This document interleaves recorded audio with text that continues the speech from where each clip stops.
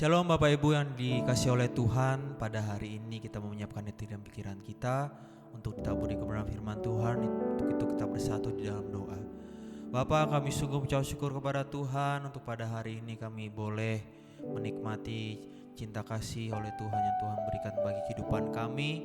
Oleh itu Tuhan, kami menyiapkan hati kami untuk ditaburi oleh kebenaran firman Tuhan. Terima kasih Bapa, terima kasih Tuhan Yesus. Inilah doa ucapan syukur kami hanya di dalam nama Tuhan Yesus. Haleluya. Amin.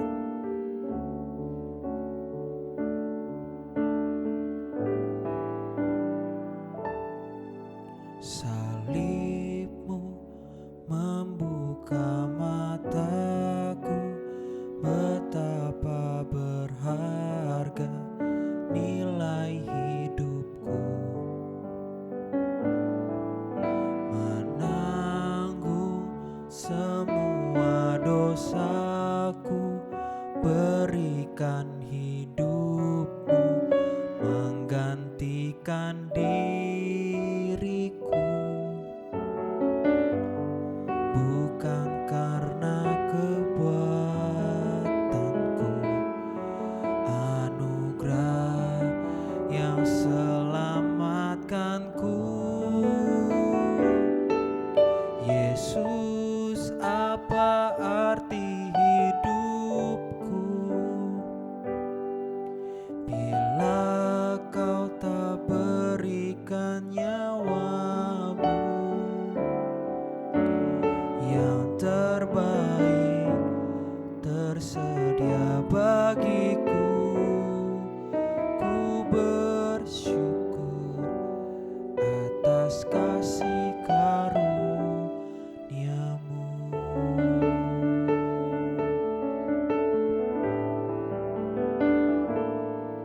Salibmu membuka mataku, betapa berharga nilai hidupku, menanggung semua dosaku, berikan hidupmu menggantikan diriku, bukan karena perbuatanku, anugerah yang selamatkanku. Yesus, apa arti hidupku bila kau tak berikan nyawamu? Yang terbaik tersedia bagiku. Ku bersyukur atas kasih karunia-Mu.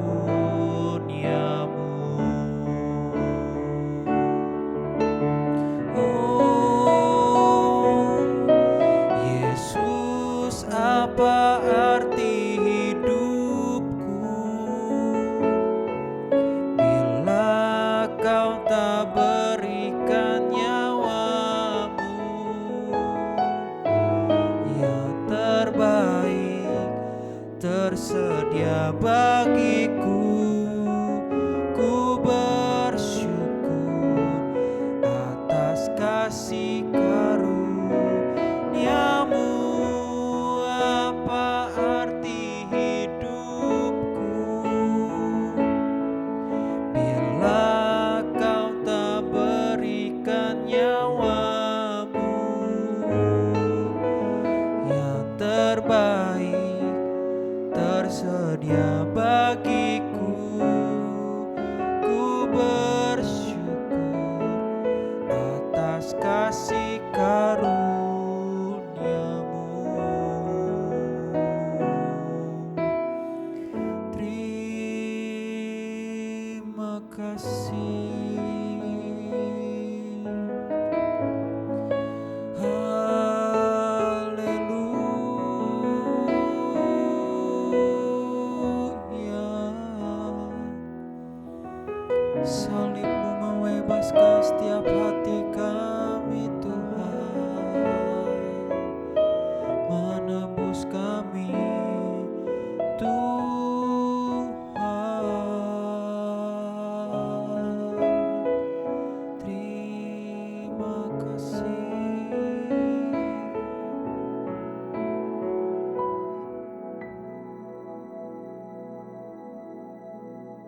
Shalom Bapak Ibu yang terkasih dalam nama Tuhan Yesus. Bersyukur pada Tuhan kita beroleh kesempatan untuk sama-sama belajar tentang kebenaran firman Tuhan malam hari ini.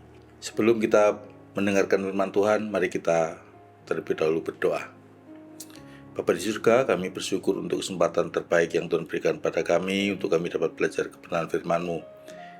Berikan kami hati yang lembut sehingga setiap firman yang kami dengar boleh mengubahkan hidup kami untuk menjadi orang-orang yang lebih naik level lagi sesuai dengan harapan Tuhan.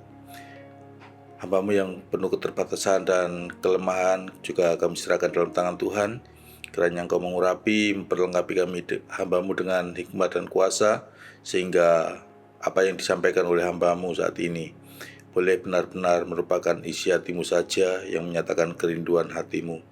Dan biarlah Tuhan, baik kami yang mendengar maupun yang menyampaikan sama-sama diberkati oleh Tuhan. Kami bersyukur dan kami sambut kebenaran firman Tuhan di dalam nama Tuhan Yesus Kristus.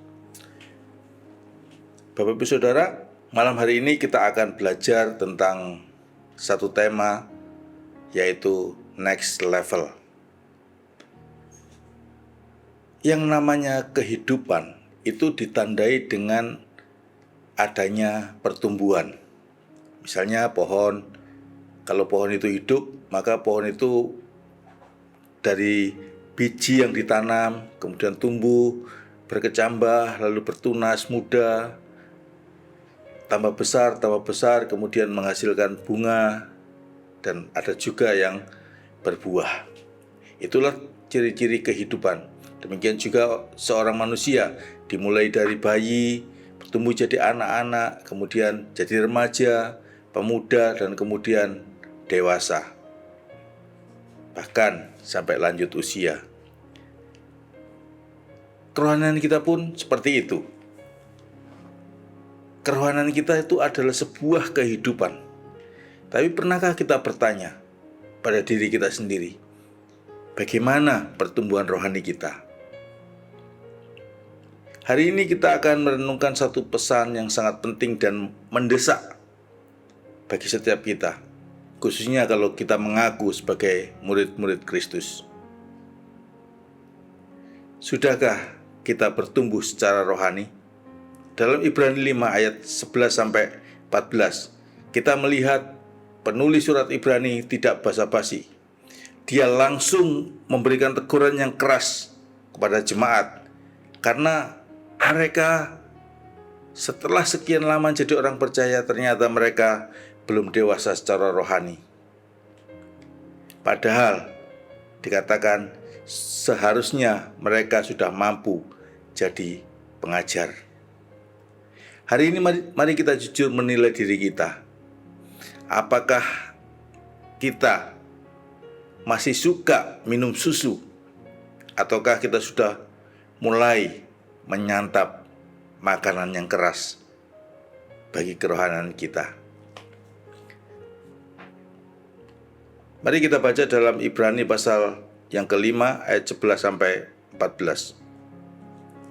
Di sana tertulis demikian, tentang hal itu banyak yang harus kami katakan, tetapi yang sukar untuk dijelaskan karena kamu telah lamban dalam hal mendengarkan. Sebab sekalipun ditinjau dari sudut waktu, sudah seharusnya menjadi pengajar. Kamu masih perlu lagi diajarkan asas-asas pokok dari penyataan Allah, dan kamu masih memerlukan susu, bukan makanan keras. Sebab barang siapa masih memerlukan susu, ia tidak memahami ajaran tentang kebenaran, sebab ia adalah anak kecil. Tetapi makanan keras adalah untuk orang-orang dewasa yang karena mempunyai panca indera yang terlatih untuk membedakan yang baik daripada yang jahat. Nah, Bapak Ibu Saudara, konteks surat ini ditulis adalah ketika penulis Ibrani menjelaskan tentang Kristus sebagai imam besar menurut Melkisedek, menurut peraturan Melkisedek. Tapi tiba-tiba penulis surat Ibrani itu menghentikan pembahasan hal itu. Kenapa? Karena penulis surat Ibrani itu melihat ada sebuah realitas rohani yang menyedihkan. Di ayat yang ke-11 dikatakan demikian, tentang hal itu banyak yang harus kami katakan, tetapi yang sukar untuk dijelaskan, karena kamu telah lamban dalam hal mendengarkan. Lamban di sini itu bukan berarti sekedar telat paham, lemot gitu. Bukan sekedar itu. Tetapi ini lebih mengacu pada pengertian tentang kemalasan, tentang sikap hati yang tumpul dan tidak mau memberikan respon. Bapak Ibu Saudara, kata lamban di sini berbicara tentang sikap hati. Mereka tidak antusias, mereka tidak haus dan lapar akan firman Tuhan, dan mereka hanya puas pada level rohani yang dangkal. Seorang penafsir menyebut hal ini sebagai frustrasi pastoral. Kenapa? Karena penulis surat Ibrani tahu bukan materinya yang sulit, tetapi pendengarnya yang tidak siap. John Owen, seorang teolog, berkata demikian, mereka tidak kehilangan kebenaran dasar, tetapi karena malas secara rohani, maka mereka menjadi mandek atau stagnan. Ini mengerikan sekali sebenarnya. Rohaninya macet, mandek, tidak bertumbuh. Lalu kalau kita perhatikan lagi di ayat yang ke-12, penulis surat Ibrani ngomong gini, sebab sekalipun kamu ditinjau dari sudut waktu, sudah seharusnya menjadi pengajar, tetapi kamu masih perlu lagi diajarkan asas-asas pokok dari penyataan Allah. Dan ditinjau dari sudut waktu, kamu seharusnya sudah menjadi pengajar. Ini bukan bicara soal tentang seberapa lama kita jadi orang Kristen, tetapi ini berbicara tentang seberapa serius kita menanggapi firman Tuhan, seberapa serius kita ingin untuk bertumbuh menjadi dewasa secara kerohanian. Bayangkan Bapak Ibu Saudara, kita sudah ikut Tuhan, ada yang 5 tahun, 10 tahun, 15 tahun, bahkan mungkin seumur hidup sejak lahir kita sudah jadi orang Kristen. Tetapi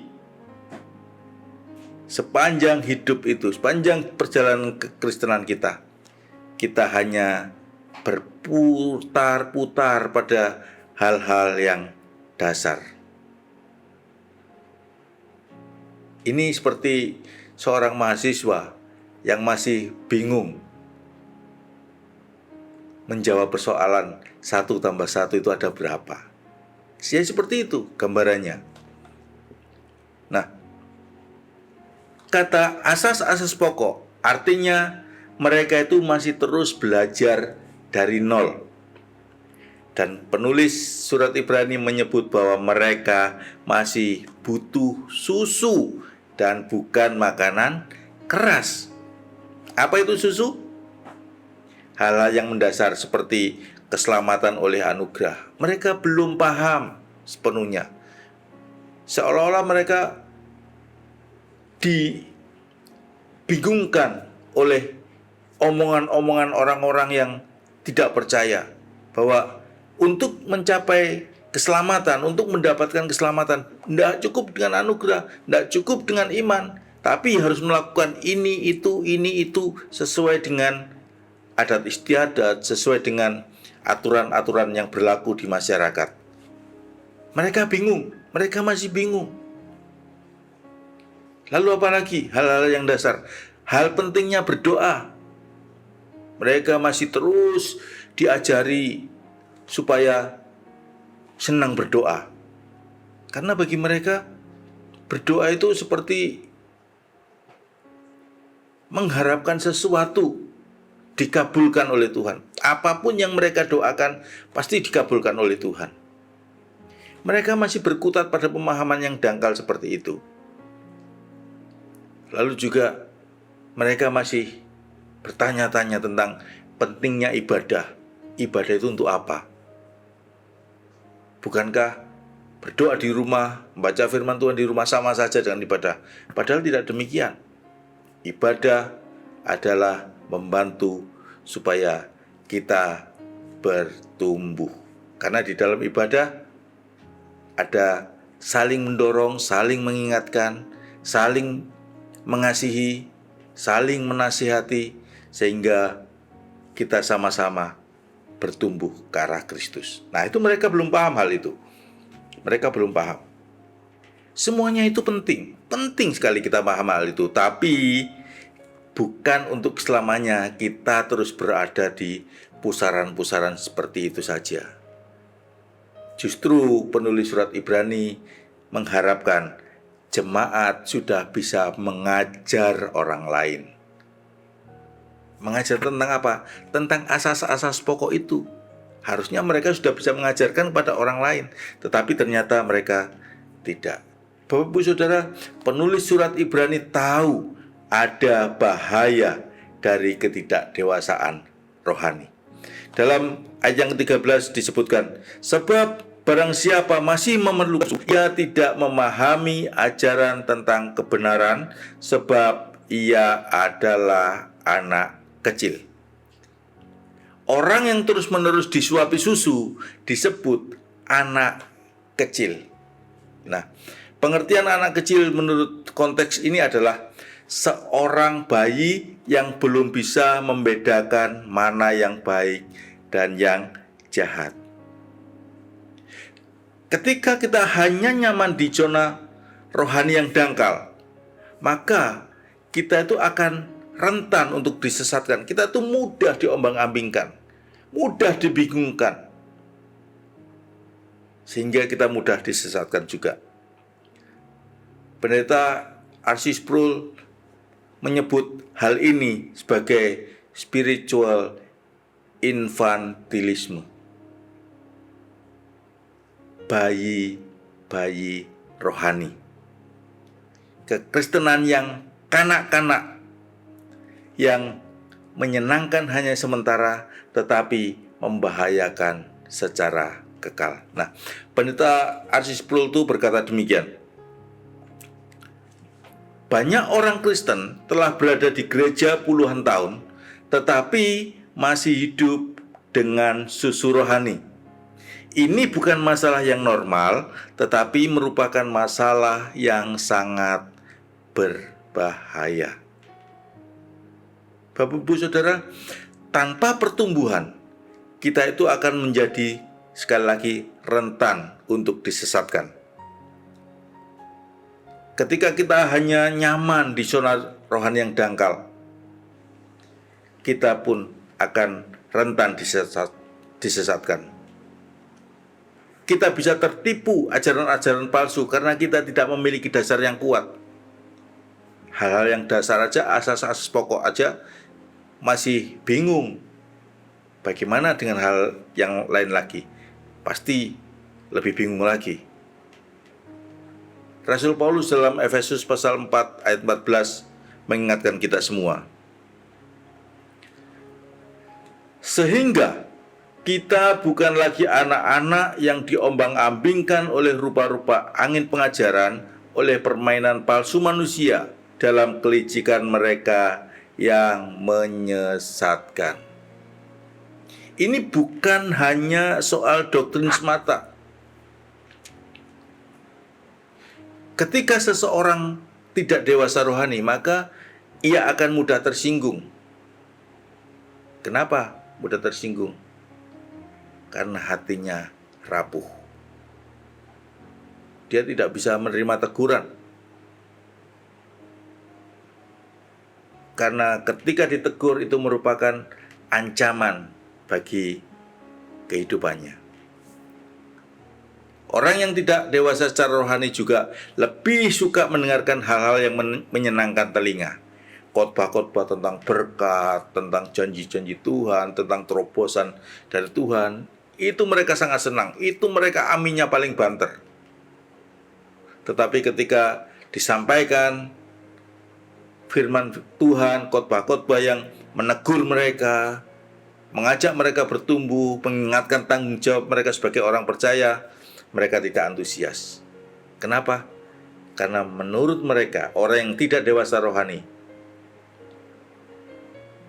adalah mereka harus menerima sesuatu yang baik dari Tuhan, tidak perlu bertanggung jawab. Ini bahaya sekali. Seperti bayi yang hanya mau menerima yang manis-manis saja.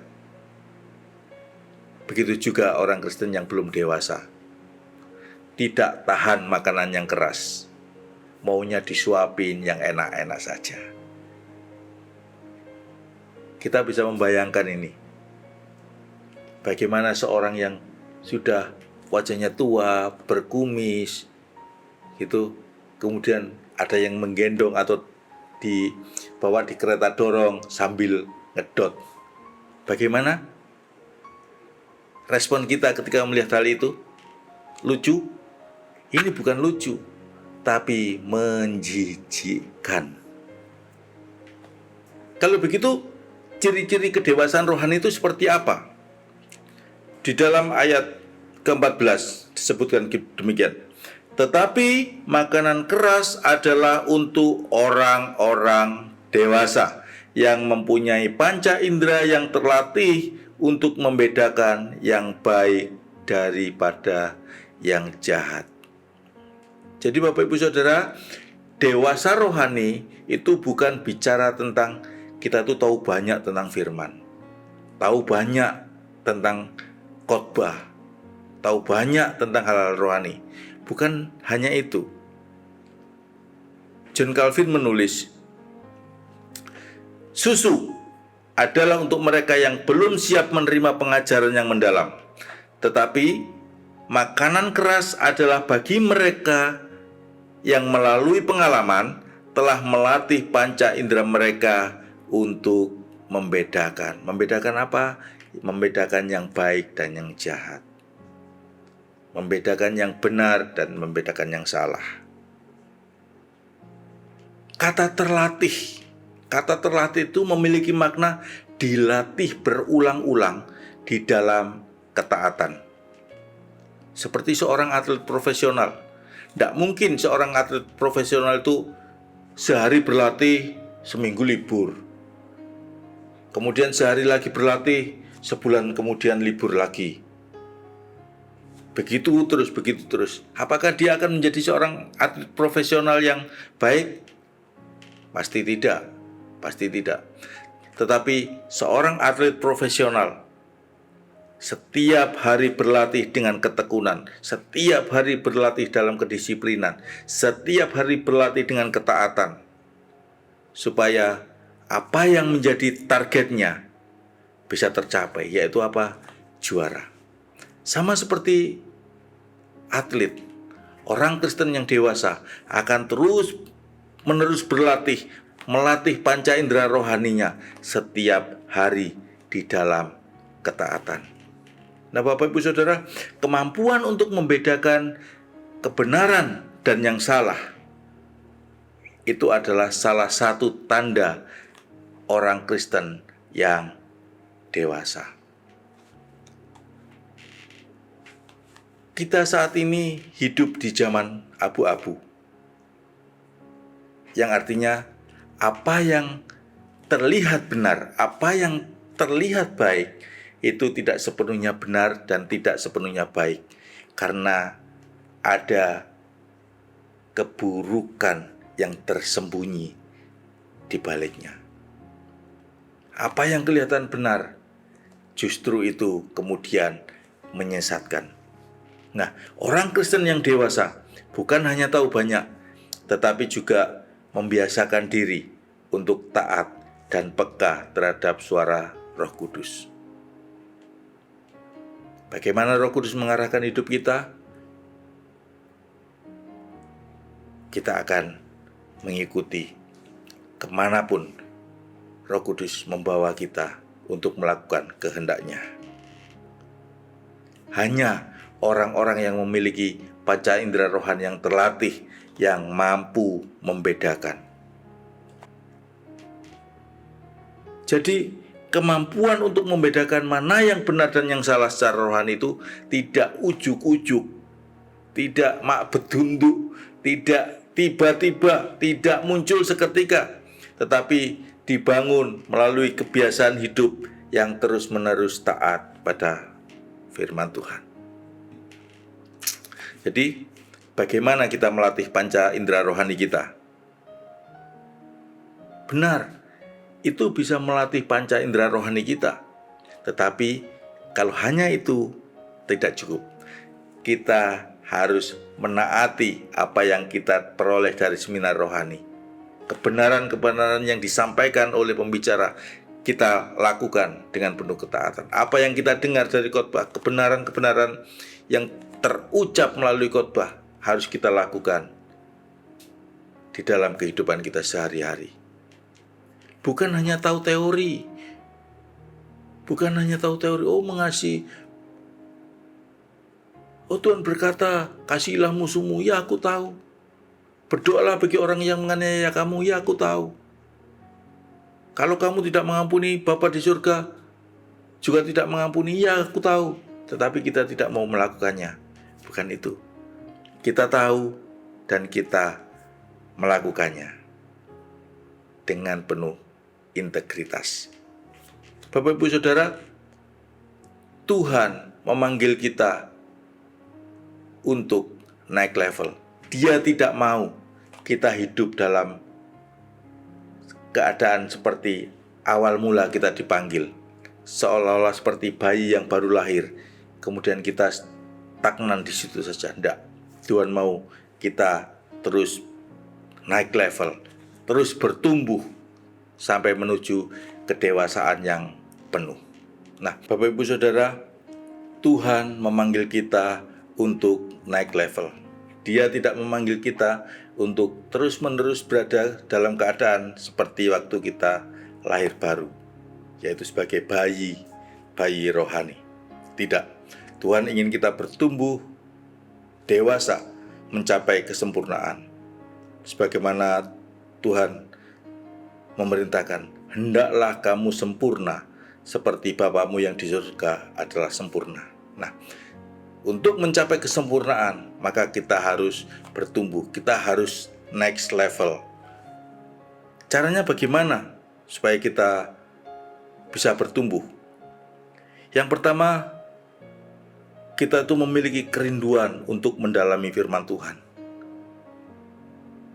Kita tidak hanya mendengar dan kemudian melupakan, tetapi kita rindu untuk mendalami apa sesungguhnya yang dimaksud Tuhan terhadap firman yang kita terima.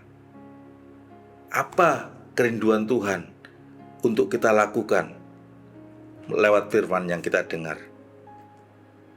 Jadi kita tidak memilih firman Tuhan. Kita tidak memilih khotbah yang menyenangkan telinga saja, tidak. Tapi justru kita mencari tahu apa kebenaran yang hakiki yang Tuhan ingin kita kerjakan dalam kehidupan kita. Yang kedua, tentunya kita harus terus-menerus melatih panca indera rohani kita dengan ketaatan terhadap kebenaran. Kadang kebenaran itu sulit. Apalagi di tengah masyarakat yang menganggap sesuatu yang salah itu sebagai sebuah kebenaran gitu. Kan ada ujaran yang mengatakan sesuatu yang salah ketika dikerjakan oleh banyak orang itu bisa menjadi benar. Nah, kekristenan tidak seperti itu. Kebenaran Allah tidak seperti itu. Kebenaran Allah adalah kebenaran, tidak pernah berkompromi sedikit pun dengan dosa. Nah, kita harus berani untuk melakukan kebenaran Allah dengan penuh ketaatan, dengan penuh integritas. Sekalipun mungkin orang-orang di sekitar kita mencemooh kita, tapi kita tetap stay, kita tetap melangkah bersama dengan Tuhan, dan Tuhan akan memberikan kekuatan kepada kita. Yang ketiga adalah kita jangan lari dari kebenaran yang keras. Justru di balik kebenaran yang keras itu, Tuhan ingin memoles hidup kita supaya menjadi lebih indah, lebih kinclong di hadapan Tuhan, sehingga Tuhan bisa memamerkan kehidupan kita kepada dunia. Ini loh anakku yang kukasihi. Kamu lihat mereka, orang-orang yang bersinar terang, dikatakan seperti bintang-bintang di tengah kegelapan malam. Kebenaran yang keras, yang mendidik kita, yang menghajar kita bahkan, itu merupakan tanda cinta dari Tuhan untuk kita, supaya kita mau bertumbuh, mau naik level, sampai akhirnya kita membawa buah yang bisa kita persembahkan kepada Tuhan Yesus. Nah, sebagai penutup, saya kutipkan pernyataan dari Pendeta John Stott. Beliau ngomong gini, orang Kristen tidak dipanggil hanya untuk diselamatkan dan duduk manis di gereja, tetapi untuk menjadi murid yang bertumbuh dan siap diajar. Jadi kita jangan hanya puas menjadi orang-orang yang menghangatkan bangku gereja, tetapi di luar hidup kita tidak bertumbuh. Mari, kita adalah murid-murid Kristus yang siap diajar, yang siap bertumbuh, dan siap menghasilkan buah bagi kemuliaan nama Tuhan. Mari kita berdoa. Tuhan, ampuni kami jika selama ini kami hanya puas minum susu rohani. Ampuni kami kalau mungkin selama ini kami menolak kebenaran-kebenaran yang keras, yang mengevaluasi hidup kami, yang mendidik kami, yang menuntut tanggung jawab kami. Ampuni kami Tuhan. Bentuk kami menjadi orang-orang dewasa yang siap menerima makanan keras. Ajari kami Tuhan untuk bertumbuh. Ajari kami Tuhan untuk menjadi peka dan mampu membedakan yang baik dari yang jahat. Pakai hidup kami Tuhan untuk menjadi pengajar. Pakai hidup kami untuk menjadi pembimbing bagi orang-orang lain sesuai dengan panggilan-Mu Tuhan.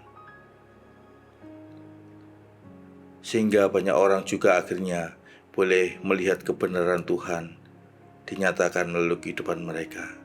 Kami bersyukur untuk firman-Mu malam hari ini. Biarlah selesai ibadah kami ini Tuhan, kami memperbarui komitmen kami untuk menjadi murid-murid-Mu yang terus belajar, yang terus mendalami kebenaran firman Tuhan, terlebih lagi terus bertumbuh di dalam kebenaran-Mu. Di dalam nama Tuhan Yesus Kristus kami sudah berdoa dan bersyukur. Amin.